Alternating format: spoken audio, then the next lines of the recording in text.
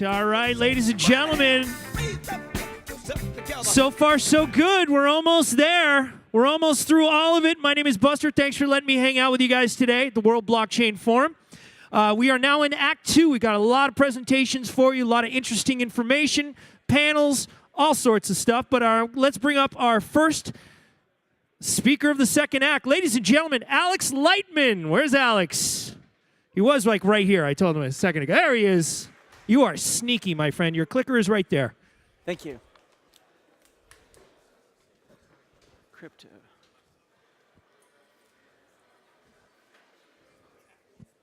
Okay, so can you put up the slides? Or am I supposed to push a button here? Push a button. Okay, hi, my talk title is Crypto History 2009 to 2050. I'm the CEO of Token Communities, which is now, in about a week, will be publicly traded in the US. Our big offices are in Gibraltar and in London and Mayfair. And this is a talk that doesn't sell anything, doesn't pitch anything. It's just my views on where crypto has been, where it is, and where it's going. And it's meant to invite a broader conversation. Normally, I have a half an hour to speak. I've never had 14 minutes, so I guess I better go. So I'll start off with my thesis.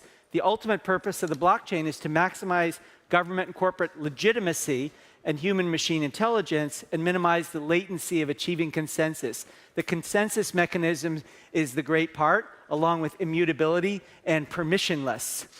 Basically, people can get into this whether governments or companies want them to. Legitimacy, in my mind, is generated by doing three things out of three consistently. Seek the truth, speak the truth, practice what you preach. I was at Communicy, which I guess is community at sea or community lunacy, and I had a lot of top people in crypto, and I was very glad to see that Roger Ver really loved this thing, and he repeated it many times. I think of latency as like it's delay, but it's also like a syntax on bad architecture and infrastructure to measure in milliseconds for how many hops or errors or how much inadequate computing there is. And I've been thrilled. I spent almost all day yesterday on the New York Stock Exchange looking at how long it takes to do things. So in the crypto community, people say, well, the fiat community is dealing with T+3. So things trade and then they settle 3 days later. Now they're down to T+2. And one of the big potentials for crypto to replace everything is for us to have the trade be the settlement, have those things happen at the same time. So what we're doing is we're moving from a world of Web 2.0 apps to Web 3.0 distributed applications, or dApps. We're going to change the browser, we're going to change storage, we're going to change video and audio calls, the operating system, social network messaging, all kinds of queuing of jobs. And what's at stake is trillions and trillions and trillions of dollars. So we have this four-way race right now for which will be the first US company to be over $1 trillion. Anyone want to say what these four companies are? Do you know? Apple? Amazon? Alphabet, yes. Also Google, yes. And 97% or so is Google. And what else? Facebook, yeah. They're all basically Microsoft. Microsoft's way up there. Microsoft, people are shocked. Wait, Microsoft is back over $700 billion? Check it out. It sounds unbelievable, but it is. So these companies are kind of like the US Postal Service in 1973. That was the peak of US mail, or vacuum tubes. You know, vacuum tubes had their biggest year, the peak year, and this is their peak year. So where do we go from here? Well, we have, what are attributes of Web 3.0 dApps? This is from a Medium article. It got 27,000 claps. I've never seen one with that many. No central point of control, user ownership of data. And I had a meeting with Union Bank of Switzerland where they said the best business model in the world is Google, because they give you all these apps that are all meant to just grab your data and then promiscuously spray them for money at anybody who will buy it. And we in crypto have better solutions for that. Dramatic reduction of hacks and data breaches, interoperability, many devices on day one, permissionless blockchains can't be prohibited. That's one of the very best features, resistant to censorship, uninterrupted service, and then also, this is something that I added, it's what is in the original article, but it's useful not only for corporations, but also charities, cities, and countries. Now, this is the core of my presentation. why crypto is predictable and desirable, and it'll be universal. Cryptocurrency, crypto assets, crypto commodities, is based on cryptography. Cryptography is based on math, especially game theory. And the crypto industry is a real-world manifestation of game theory and something that's very cool, gamer theory. Anybody here read the book by Mackenzie Ward, Gamer Theory? Highly recommend it. It says the world is filled with game spaces and that we're all not really as much citizens, residents, subjects, but we're gamers. Entered into a series of contests on a daily, weekly, monthly basis that we can't really exit from without consequences. And this was the basis for Occupy Wall Street, which made a big deal, which was happening here a few blocks from here a number of years ago. Now, here's the deal. We have so much plenty, especially in the United States, Europe, Japan, that we get bored with games that are too hard or too easy. And there has to be a growing quantity and quality and variety of games, and I don't really see any other industry that can vary the difficulty level. If you know about how blocks are produced with Bitcoin, you know that the difficulty of the problems changes so that there's a block of 12.5 Bitcoin every 10 minutes or so. Also, we think about large companies, economies, and countries. They're like big, giant trees. They seem endless. They seem timeless. They seem like their lives are longer than the average human being. But right now, we have these baobab trees in Africa that have lived for thousands of years, all suddenly dying. And similarly, we have all these giant trees that are burning down, all these big companies we just named that are heading towards $1 trillion, which is, by the way, the net present value of all their future profits. But I don't think that they'll be living for 50 or 60 years more. So why do we need new economies, new companies, new blockchains? Because the existing companies and economies burn down sooner or later, and this burning is happening faster. So I'm going to go through 4 phases. What were the past drivers of crypto?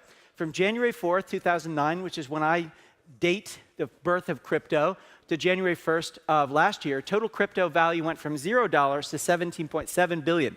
It was about novelty. It was fun. It was interesting. Hey, it's something new. And also, there were game items trading and skins. So the company OpSkins, also the token WAX, Worldwide Asset Exchange, does $2 billion a year and has millions of tokenized items. As far as I know, and someone can come up and correct me, that's why I give these talks to put it out there, I think there are more tokenized items in the inventory on OpSkins than there are everywhere else combined. Also, drugs are still very big in this business. They haven't gone away. Money laundering is still very huge. And I think it's the majority of trades in India after the government canceled the large denominations of bills. And so they've created a problem that they're trying to solve by banning cryptocurrency at the same time. And it's caused the Indian economy, which was growing faster than China, to now grow slower than China.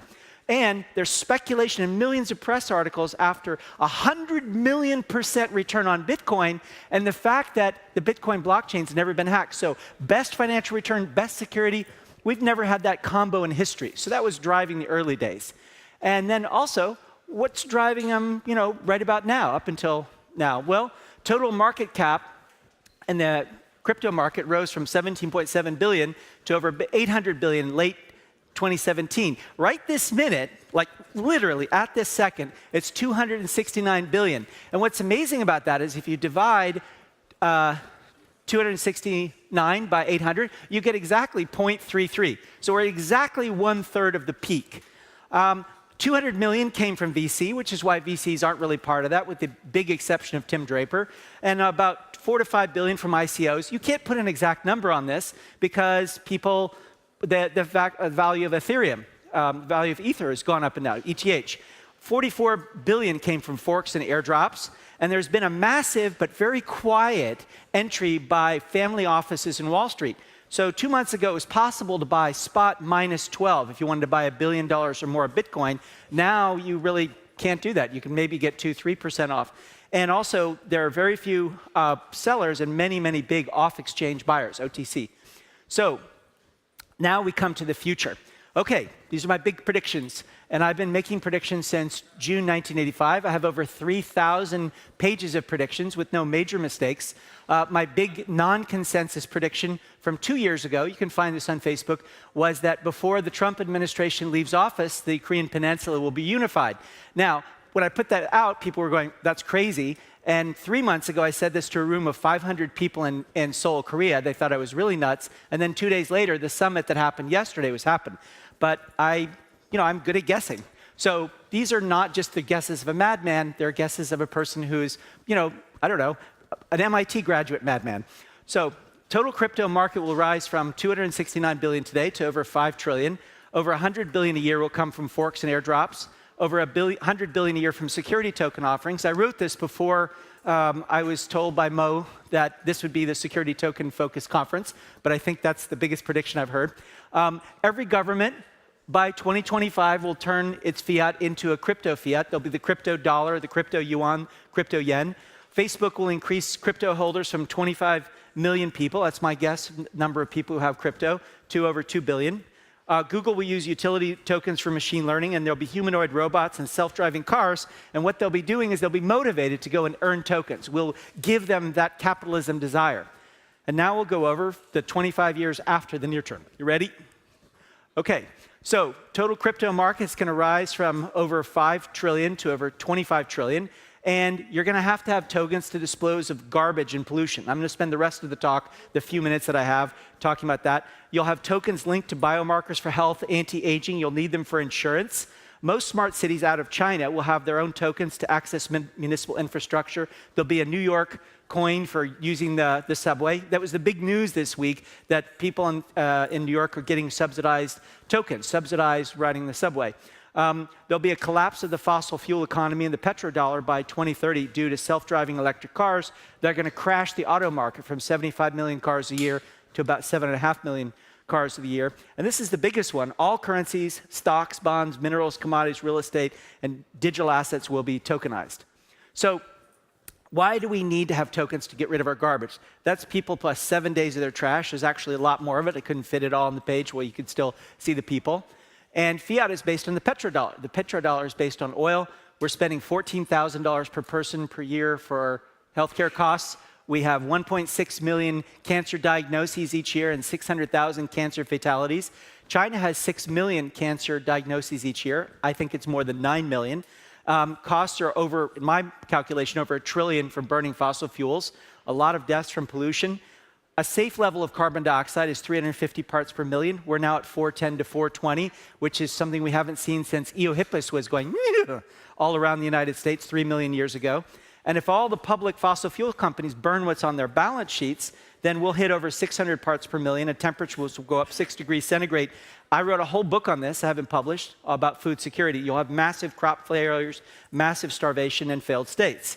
And you have typhoons that kill 10,000 people that just rotate. Imagine a tornado rotating over New York for 5 hours. What would happen to the city? Who could survive that if they were outside?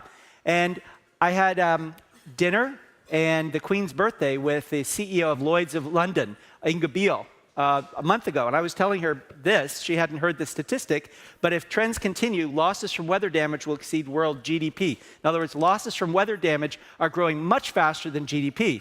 And that might have been hard to believe, but remember the floods in Houston? Remember we had these 3 hurricanes that devastated Puerto Rico? If you've been to Puerto Rico, it seems kind of empty to me. Rising sea levels will flood coastal cities. And I just thought I'd show this since we're here in New York. After 500 parts per million, New York City becomes New Hydro City, underwater. And this is the last thing. We say that Earth is 70% water, but the truth is that Earth is only about 0.06% water. And so it actually matters that we have a much bigger sensitivity to these things. So that's my prediction of the past, present, future. I'm Alex, Lightman Token Communities, and feel free to friend me on Facebook and say hi and do crypto deals with me and my company. Thank you. All right, Alex. Very hopeful view of the future. Cheers. Thank you very much.